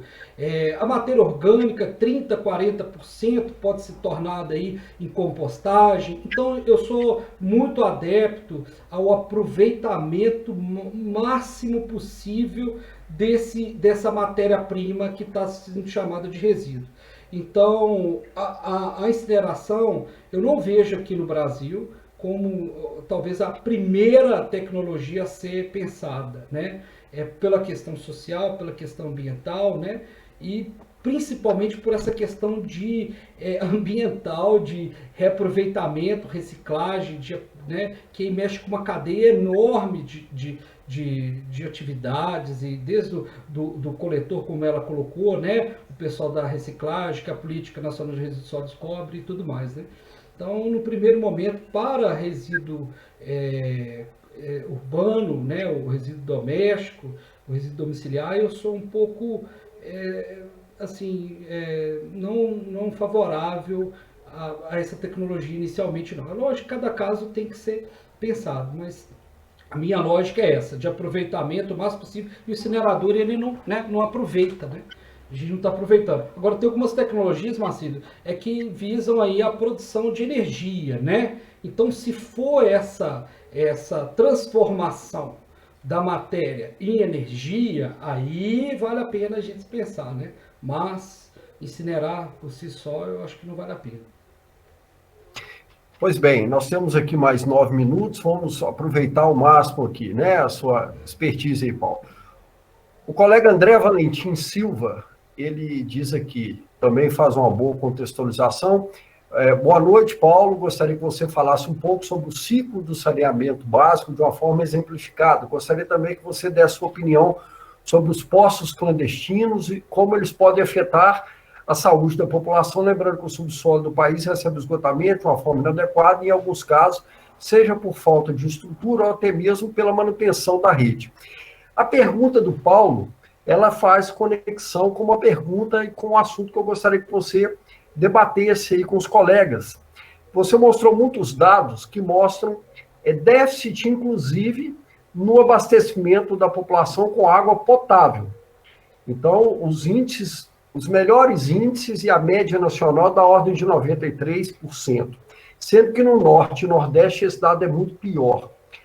Mas todos nós sabemos que não vivemos sem água, né? Por isso que estamos tão obcecados de saber se há água em Marte ou não, se podemos juntar a mudança e ir para lá, né? Essas pessoas estão consumindo água de alguma fonte. E, na maioria das vezes, não é uma fonte segura à luz da portaria do Ministério da Saúde e da Anvisa. Eu queria lhe dar um dado, Paulo, que é muito impactante. Nós estamos na região sudeste, aqui no Vale do Aço, que é um oásis de saneamento, e 6% da população da região metropolitana do Vale do Aço não está conectada à rede pública de água potável. Esse pessoal está usando água, na sua maioria, do aluvião do Piracicaba, né, em mini poços, né, e isso sempre me causou enorme preocupação. Está alinhado com a pergunta do André, eu gostaria que você versasse sobre essa questão. Então, geralmente esses dados em regiões urbanizadas de déficit de abastecimento de água são regiões onde a urbanização ela não foi regularizada. Então, geralmente são aquelas áreas irregulares dentro do conjunto urbano, sabe? Invasões, né? Áreas onde que a gente não teve ainda esse planejamento urbano por parte aí do responsável público maior, né, que é o município, né? Então não resolveu o problema. Então eu já passei em situações assim, do promotor mandar ligar a água, né, que o pessoal estava consumindo, geralmente água de poço contaminada, onde a Defesa Civil já tinha identificado. No entanto, a rua era uma invasão. E aí? Vamos regularizar a invasão? Né? E, inclusive, essa invasão era numa área ambiental, era numa APP. Né? E aí, vamos lembrar, alguns serviços públicos, como saneamento, tem alguns termos de ajustamento de conduta, né? Não sei se o Wallace está aí ainda, ele poderia até nos ajudar com isso. Com o Ministério, por exemplo, a Copasa tem um que ela acordou de não ligar rede de água e de esgoto em área irregular, principalmente em APP. Então fica esse paradoxo, fica essa dificuldade, né? A gente tem que pensar no lado social, as pessoas não podem ter essa água contaminada, e ao mesmo tempo você é impedido por uma questão ambiental, uma questão urbanística, aquela área não é uma área regular. Então, assim, é uma política urbana, é uma necessidade de urbanismo muito grande que a gente tem de equacionar, e lembrar que todo mundo merece ter um local adequado para viver, né? Uma moradia adequada. Talvez assim o pior, Marcelo, em relação a essa falta do atendimento, né, esses déficits na área urbana, principalmente de regiões mais desenvolvidas economicamente, como aí no Vale do Aço, né, em Boipatinga, né, talvez, aquelas pessoas que ainda com a rede de água usam fontes individuais, né, alternativos ao sistema público e de forma irregular ou de forma clandestina. Por exemplo, esses poços rasos, né? inclusive próximo de posto de combustível, onde que a gente vê que pode ter essa contaminação, próximo de fossa e tudo mais. Então, cabe uma orientação à população nesse sentido. Ó, tem rede de água na porta de sua casa, ligue ela, só use ela para o consumo humano. Eu acho que isso é muito importante a gente orientar. Ô Paulo, você tem aqui no chat aqui dezenas e dezenas de elogios à sua apresentação. O Wallace, ele aqui te parabeniza, né? Lhe pediu descanso, né? Desculpas aqui, porque teve que se ausentar. A diretora, a professora Cida Assis, também lhe deu os parabéns, mas está numa outra live, pediu licença para se ausentar. Só elogios aqui, professor Leonardo Ramos, a professora Gabriela também, mas infelizmente o nosso tempo acabou, tem umas questões de alguns outros alunos que eu faço questão de encaminhar depois, e eu gostaria de passar a palavra pela ordem, primeiro para a professora Gabriela e depois para o nosso coordenador, para ele fazer... O Marcílio, tem uma reclamação aqui do John R., que pulou a pergunta dele. Eu acho que a gente podia olhar pelo menos a pergunta dele, claro. E tem aí a pergunta da Luilara. Deixa eu ver. Para mudar o Paulo ser rapidinho aí da colocação, porque são só perguntas. Vamos lá, então. A do John. John, não pulei só é ingresso nosso. Então vamos lá, vamos achar a do John Ellis aqui. Peço desculpas ao John. Pulei sim, John, você me perdoa. O John Ellis é um aluno egresso da engenharia ambiental, tão atuante quanto foi o Paulo, viu? Também que passou grande tempo dentro do LPA, viu, Paulo? Como você, fazendo pesquisas lá com a professora Gabriela. O John Ellis pergunta o seguinte: em sua opinião, a privatização das empresas de saneamento básico é uma solução para esse déficit que deixa de existir? Você falou em 508 bilhões, né?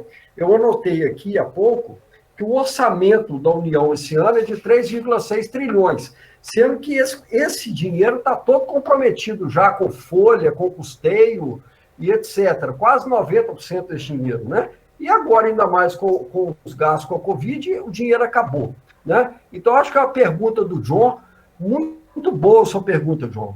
Pode fazer suas considerações, Paulo. Nós temos mais 1 hora. Porque esse é o assunto do momento, né? A revisão do marco regulatório.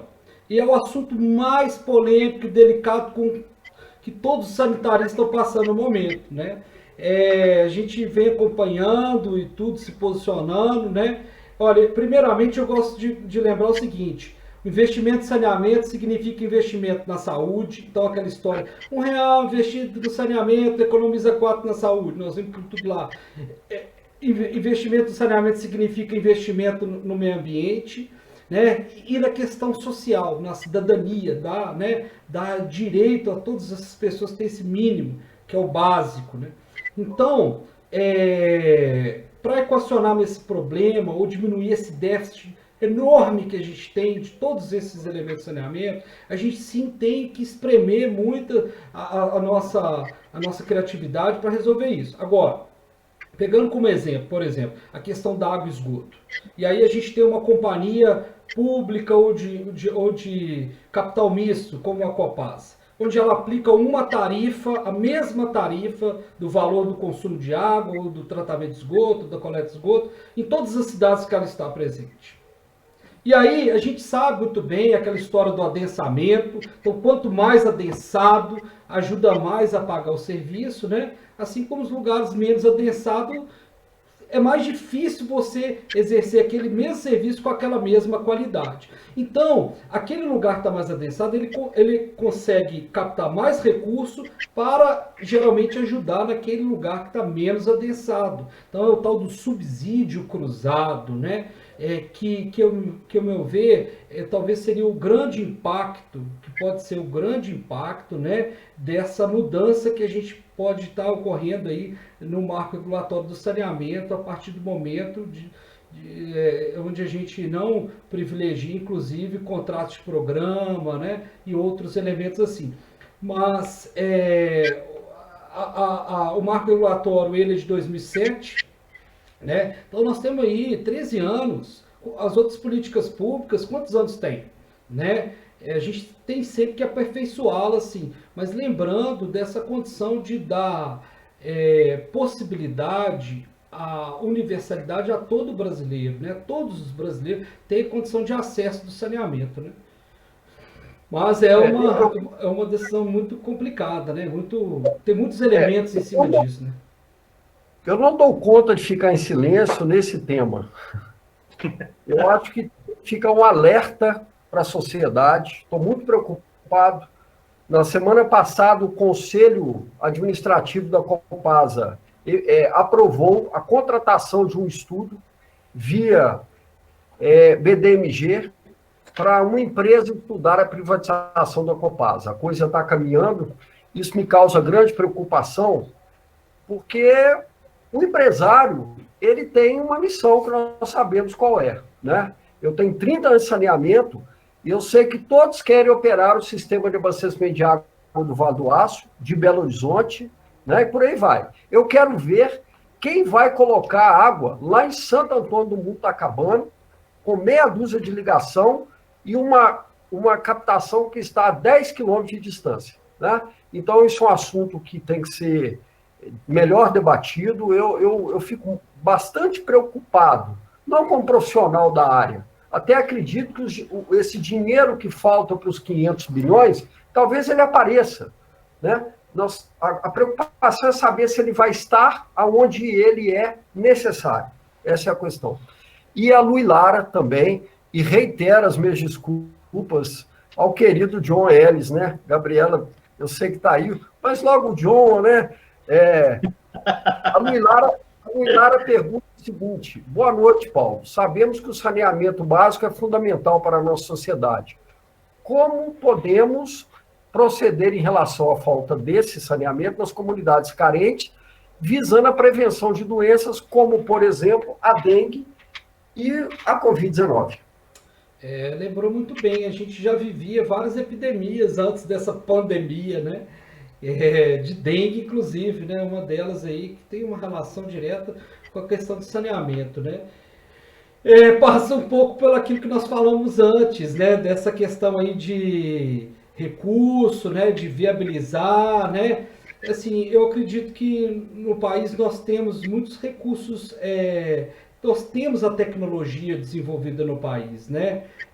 Vários programas em outras ocasiões que fomentaram a pesquisa do saneamento básico aqui no país, né?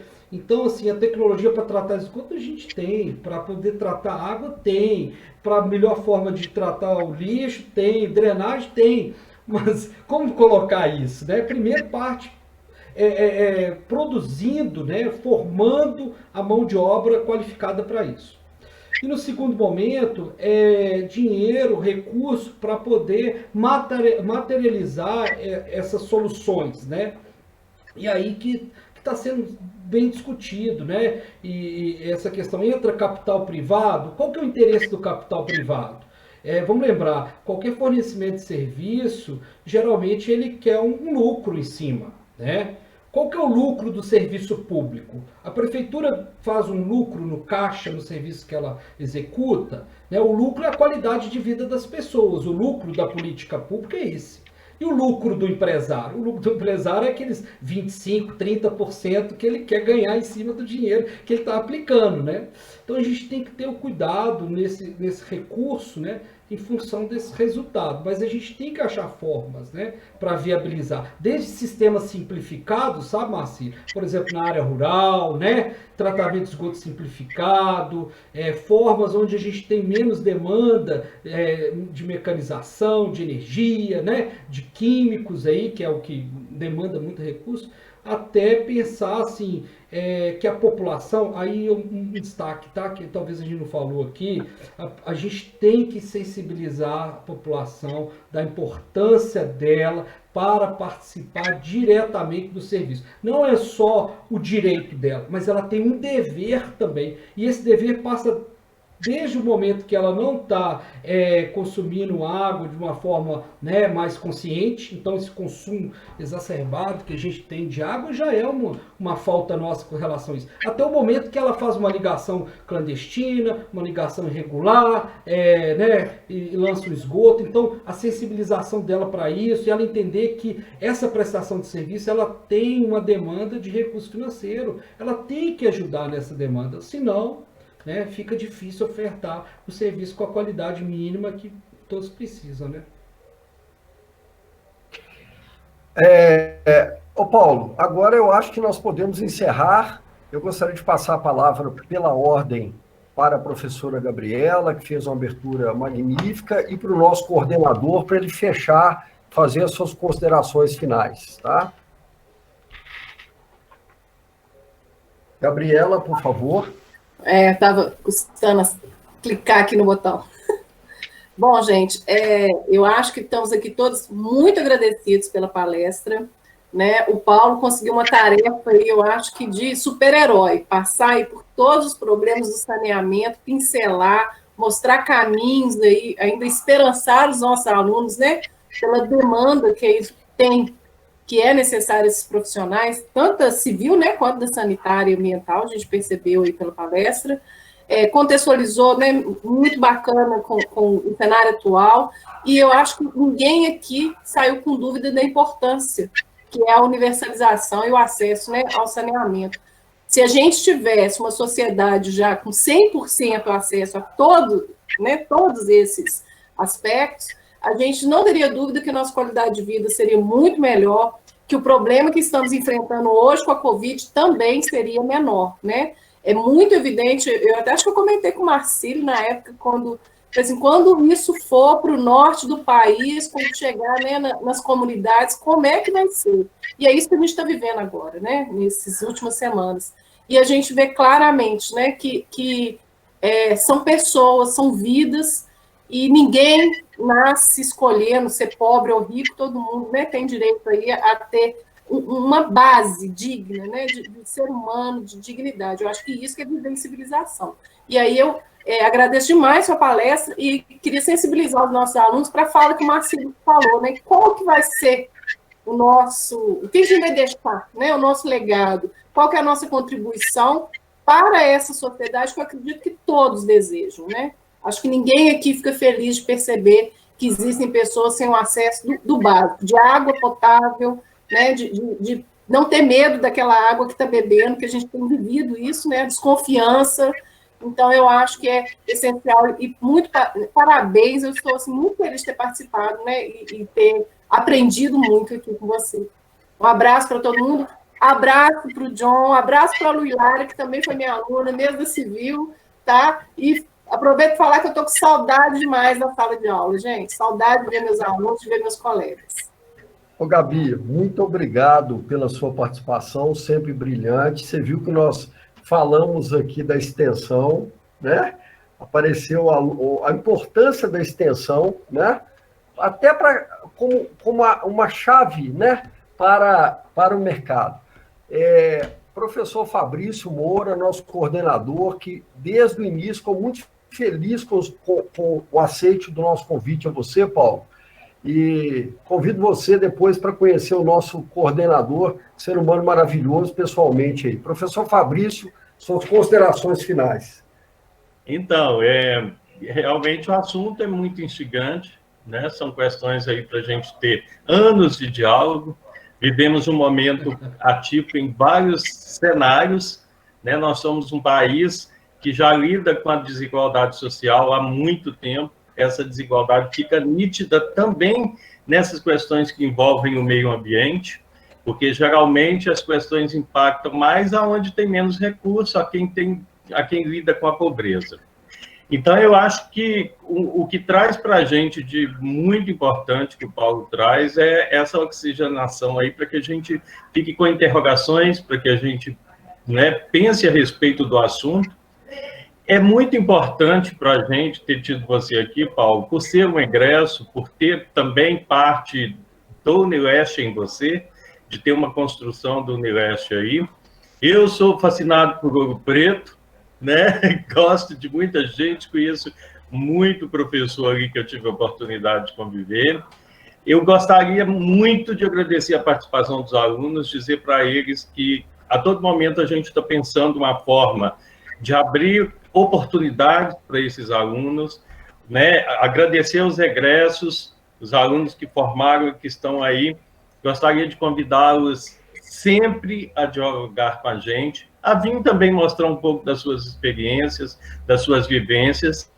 Agradecer a Gabriela pela excelente participação, falas assim muito, né, colocadas muito pontuais, ao professor Marcílio, que a todo momento, desde que eu pedi a ele ajuda nesse evento, ele correu atrás e nos ajudou, né? É um momento que realmente de agradecimento.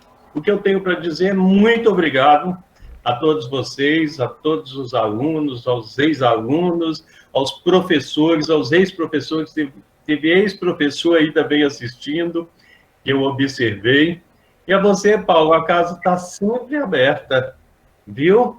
Quando puder, venha nos visitar, venha trazer mais oxigênio para a gente, venha nos trazer, assim, sempre esse, né, conhecimento que é nítido em você. E, no mais, eu desejo uma boa noite a todos e coloco-me sempre à disposição para poder contribuir com o que é possível dentro daquilo que eu tenho para realizar junto da minha vida profissional, junto com os alunos, os professores, com a comunidade. Tá? E você, Paulo, se quiser encerrar, falar mais alguma...